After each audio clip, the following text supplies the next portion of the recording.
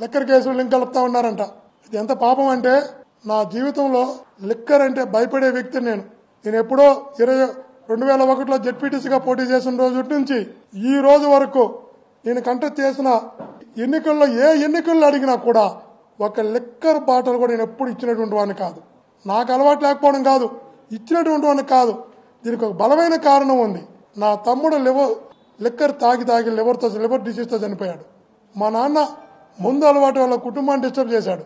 DGP గారు ఎలా వెళ్తున్నారంటే, ఆయనకు ఒక 200 సంవత్సరాలు నేను బతుకుతాను, 200 సంవత్సరాలు నాకుంది లైఫ్. కాబట్టి ఒకటి గుర్తుపెట్టుకో డీజీపీ గారు, చేసే ప్రతి తప్పుకి భగవంతుడు ఆలోచిస్తుంటాడు. మీరు తీసుకునే ప్రతి నిర్ణయాన్ని భగవంతుడు ఆలోచిస్తుంటాడు.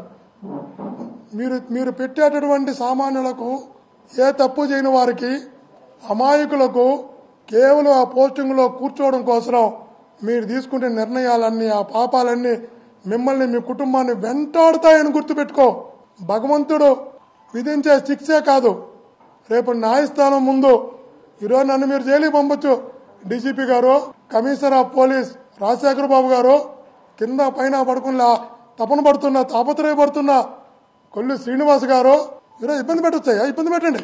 కానీ సమయం వచ్చినప్పుడు దేవుడు విధించే శిక్షతో పాటు న్యాయస్థానాలు కూడా మీకు శిక్ష విధిస్తాయి. గుర్తుపెట్టుకోండి. ఖచ్చితంగా చెప్తున్నా, చేస్తున్న ప్రతి తప్పు మిమ్మల్ని వెంటాడుతుంది భవిష్యత్తులో. గుర్తించుకోమని దేవుణ్ణి నమ్మే వ్యక్తిగా చెప్తున్నా. చేసుకోండి, రెడీగా మీరు అరెస్ట్ చేసుకుని. కానీ సామాన్యులు ఇబ్బంది పెట్టద్దండి. పాపం చిన్న వాళ్ళని నరకం చూపించకండి. ఇప్పుడు చాలా మందిని తీసుకెళ్ళడానికి ఒక పెద్ద టీములు ఎందుకయ్యా బాబు నువ్వు రమ్మంటే తెల్లారితే నీ సిట్ ఆఫీస్కి వచ్చి కూర్చుంటా. దయచేసి చిన్న ప్రాణాలను చంపేయకండి. మీకు ఎవరినైతే మీరు అరెస్ట్ చేస్తే మీ కళ్ళు చల్లబడతాయో, ఎవరినైతే జైలుకి పంపితే నీ కడుపు నిండుతుందో, ఎవరినైతే శిక్షిస్తే తాత్కాలికంగా నీ మనసు ప్రశాంతంగా ఉంటుందో వాళ్ళ వైపే రండి. మీరు వాళ్ళ గురించి ఆలోచించండి. అందుకే మేము సిద్ధంగానే ఉన్నాం. ఏదన్నా అన్ని పైన దేవుడు చూస్తుంటాడు. ఇరికించండి.